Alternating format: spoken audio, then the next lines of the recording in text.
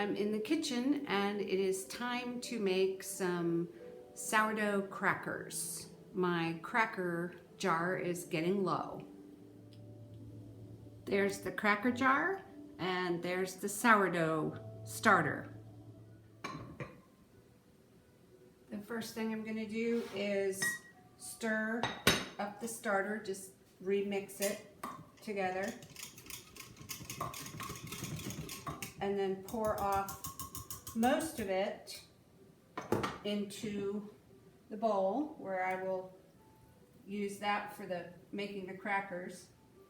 I don't need much starter left in here. There's probably half a cup tops. And I'll set that, well no, next I will add flour and water to this, get a new batch started.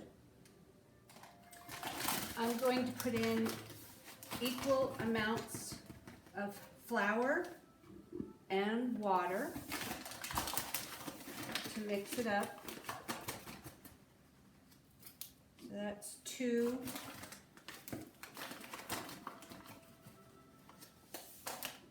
3.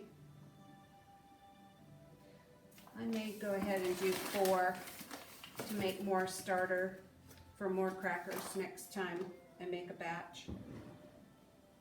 So then I also want 4 cups of water. I make different amounts of starter depending on what I have planned ahead, and I know that I'm going to want to have a very full cracker jar for family that will be coming around. I may also want to make some actual sourdough bread, not just crackers. Okay, so I'm going to use my whisk to stir this mixture up, get it blended well. And then I will transfer it into a clean jar, making a mess. Transfer it into a clean jar because I don't like the looks of a messy jar. I like to use a clear glass jar for my starter so I can see how much it has risen and see all of the bubble action that is going on in it. What I see in the bubble action tells me how healthy my starter is or is not, and how close it is to being really great for making bread. This starter I have let set and kind of starve a little bit until it had a layer of clear liquid sitting on top. I just re-engaged with making crackers this past week, and so my starter's not yet healthy enough for making bread. Okay, this is smoothed out pretty well, and I'm going to stick this whisk back in here because I'll be mixing some ingredients in here for the crackers.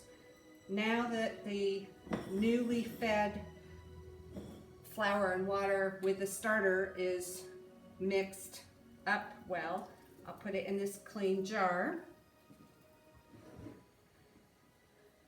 and scrape this out so I don't waste it. I know most people do sourdough starter so they can make bread. I do it so I can make crackers, which actually our crackers could be used, what I start with for making crackers could be used for a wrap, I think. I'll show you what that looks like as we go through this. I washed out the jar and am ready to move on to the new jar. What I do for the new jar is I go ahead and I mark the line where the starter is, and then I'm just going to set this up on the counter back in the breakfast bar and let that do its thing. The new starter is only half full in the jar, so it's got plenty of room if it's really healthy and active, to rise double the amount without spilling over and making a mess. To flavor the crackers, I use garlic powder, baking soda, onion powder, and salt. So the baking soda helps aerate the crackers so they're not just hard. I mean, I want them crunchy, but I want them to have some air to them too. I don't know how to describe that, what it does, but I think of it as aerating the crackers. So for this amount of batter, I think I'm going to use a teaspoon of baking soda, and I'm putting it into a little sieve because I don't want lumps of baking soda in my batter here. I'm also going to use a teaspoon of salt. I think that's the amount I would like flavoring those crackers. So probably just a teaspoon of everything. I cook mostly by sight and intuition. This is the garlic powder. You could use whatever seasonings you wanted in making your crackers. I could make them herb crackers, but this is usually what I do. Just these seasonings of garlic powder, onion powder, salt, and baking soda. And so now I'm going to make sure that this is sifted through with no lumps. Just push it through with my thumb. And now I'm going to sprinkle that into the batter and stir it up. And the baking soda is going to make it puff up. You want to make sure you have enough space in your bowl so it's not going to overflow. I don't know if you can see it puffing up almost double. It'll settle down, but the baking soda is reacting with the starter. And that's all I need to do for stirring it up. I have pulled out the Hamilton Beach panini sandwich maker thing that I use to make my crackers with. It serves me more for that than anything else. I do sometimes make flattened chicken breast in it. I have made some sandwiches in it, but usually it's my cracker device. And my batter's ready to go. The green light just came on, so I know it's hot enough. And now I'm going to spray it with a little baking spray and put in the amount of batter that I'm used to seeing go in the griddle. I use a spatula to spread it out. Now, I have found that when I first start making it, it actually takes more than a ladle of batter because it's poofy with all the aeration that the baking soda does to it. So I want to spread out my batter to cover the bottom of the pan. Add a little bit more. By the time I get to the end of this batter, when the bubbles are gone, it doesn't take as much of the batter, which is a funny thing. So just spread this out to all the edges, and there we go with the first batch. So I close it up, and when the light comes back on, I know that that is cooked, and it's going to go on to this cutting mat, and I'll show you that how I cut that up. But so now I just wait for this to cook, and we'll show you when it's ready to come out. Okay, the green light is on, and it's ready to go onto the cutting mat. So just lift it up, put that down there. Now I'm not going to tend to that just yet because I'm going to put in new batter here. So a little more spray. Move this aside.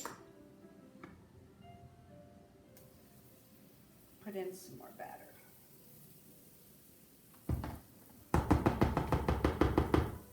Spread this out.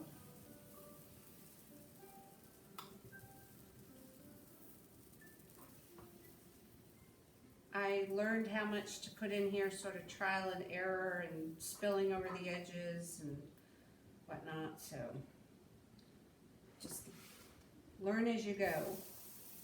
Okay, that I will just push back and bring forward this. And the way, oh, here's what I meant about being able to use this as a sandwich wrap as I wanted. It's flexible. So this is not ready to be used as a cracker. I put it in my air fryer or in my toaster oven very low to bake it dry and crisp. What I use is this pizza cutter to separate out the cracker pieces.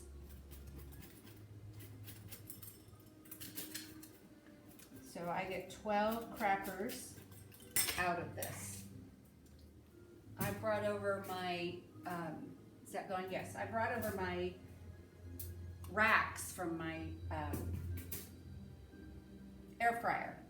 And then I'm just gonna dump these onto here. They're separated. And then this tray is gonna go into the air fryer. So I'm stepping aside and sliding that into the air fryer. See, there's the first tray. Okay, the next sheet is ready. Pull it up. That will go there. Spray this. Load on some more batter.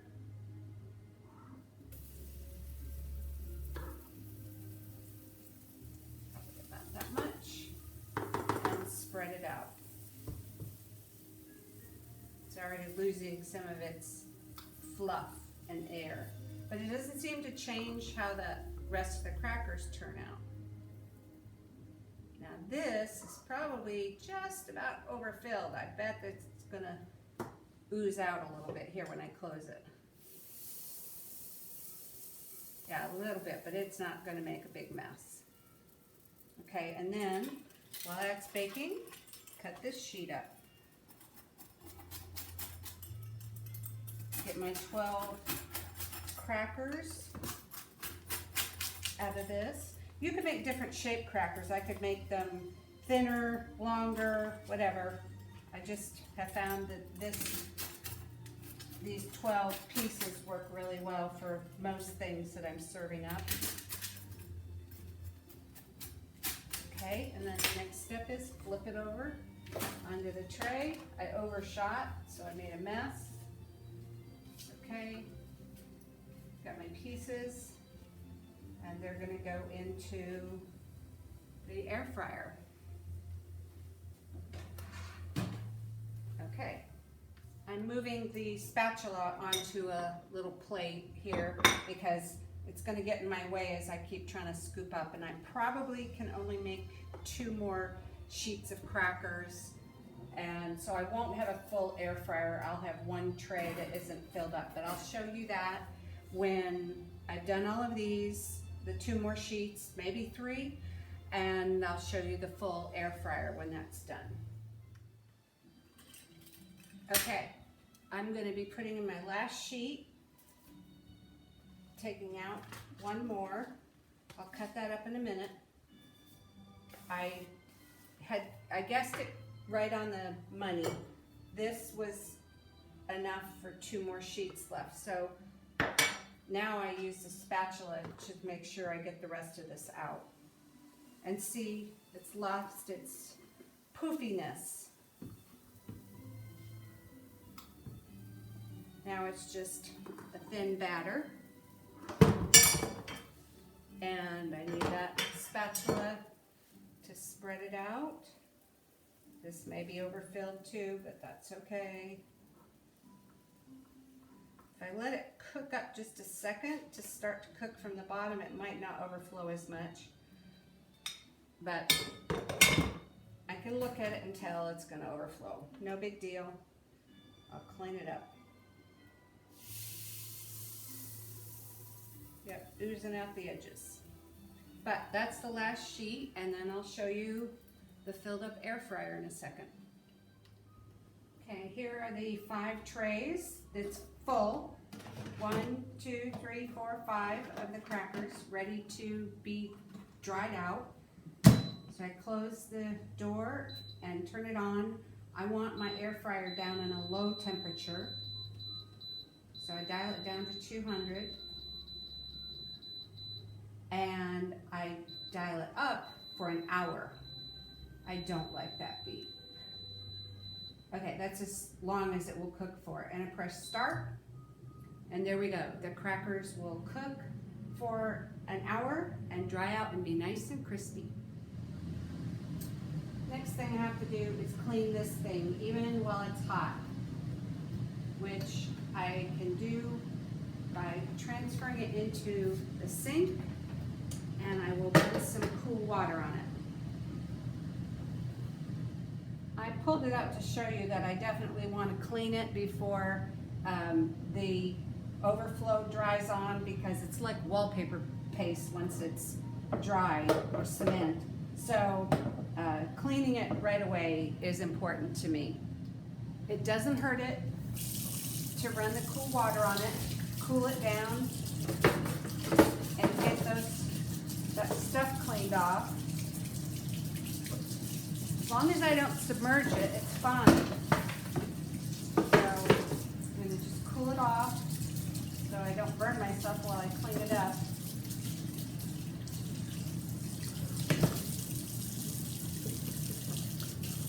Okay, and now I can keep on cleaning it. It doesn't take much, just a tiny little touch of soap, scrub off places where it might have gotten spray, clean off that batter that spilled onto it. I usually give this coil a little wipe of soap, because when I'm spraying it, I know that some of the spray is going into that coil. So I do a little bit of soap there, soak it down, and that's it. Give it a rinse off. Oh, I missed the spot here. Okay.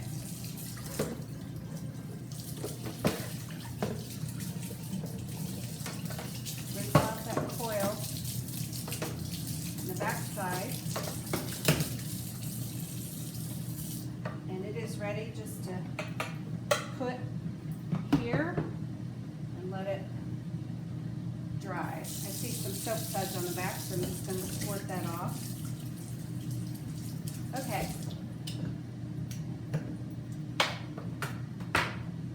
Give the cord a stripping of wetness. Now for the countertop. I want to point something out. There is nothing magical about drying out the crackers in an air fryer. A toaster oven will do, set on low temperature, also baked for about an hour. Same goes for an oven. So you don't have to have any special tools, you just need to be able to dry the crackers out at a low temperature so they don't burn. They're just drying and crisping. Low temperature meaning about 200. My air fryer just suits me well because I can put all 5 trays in. If I have more batter, then I tend to do it both in the air fryer and the toaster oven. But I've got about another 45 minutes of drying the crackers out, and I'll show you what that looks like, transferring them into the jar, refilling my jar. I did not finish that video that I was doing. That was 2 months ago, but I'm back making some more crackers, and I'm about at the same stage I was at before, so I can kind of pick up where that video 2 months ago left off. I'm pulling out some crackers that I dried from yesterday from making them and filling my jar to make room so I can dehydrate or dry out more crackers. I've got a batch going over here.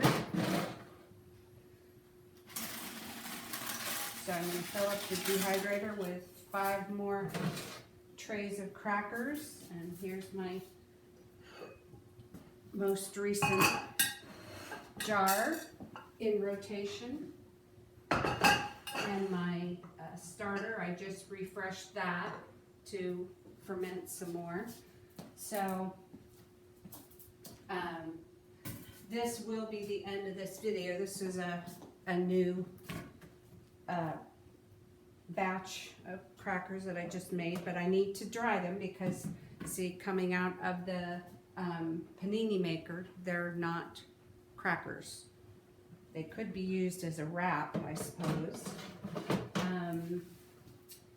So I'm going to cut up this batch that just came out of the panini baker and get that tray in the dehydrator. So there's 12 crackers cut out of that sheet, and this will go in the dehydrator, and this should be just about ready here. Let's take a peek. Yes, that's cooked enough. I don't want to burn it. So this is flexible enough that it could be used as a wrap, but that's not, I don't do that very often. Mostly we go through a lot of sourdough crackers here. So anyway, there is one more batch being spread out.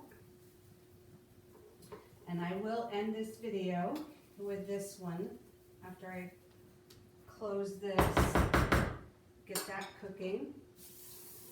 So that should be it. That should show you kind of the rotation of how I make my crackers. And they're very useful. We use them for dips, for cheese, for just crunching on like chips. A whole lot healthier than potato chips. So there you go.